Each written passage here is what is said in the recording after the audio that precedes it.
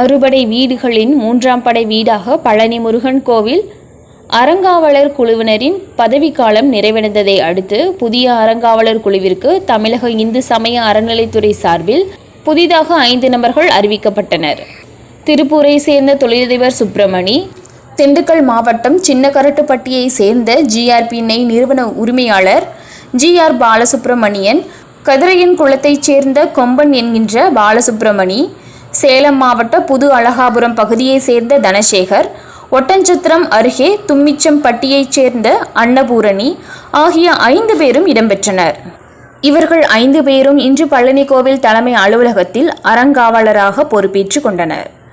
தொடர்ந்து தலைவராக திருப்பூரை சேர்ந்த தொழிலதிபர் சுப்பிரமணி அறங்காவலர் குழு தலைவராக தேர்வு செய்யப்பட்டு பதவி ஏற்றுக்கொண்டார். மற்ற 4 பேரும் அறங்காவலர் குழு உறுப்பினராக பதவியேற்றுக் கொண்டனர். இவர்களது பதவிக்காலம் இன்று முதல் 2 ஆண்டுகள் ஆகும். இந்நிகழ்வில் பழனிக்கோவி இணை ஆணையர் மாரிமுத்து, உதவியாளர் லட்சுமி உள்ளிட்ட பலரும் கலந்து கொண்டனர். தினமுல்லை செய்திகளுக்காக பழனி செய்தியாளர் தங்கராஜ். செய்திகளை உடனுக்குடன் தெரிந்து கொள்ள தினமுல்லை நியூஸ் தமிழ் சேனலை சப்ஸ்கிரைப் பண்ணுங்க.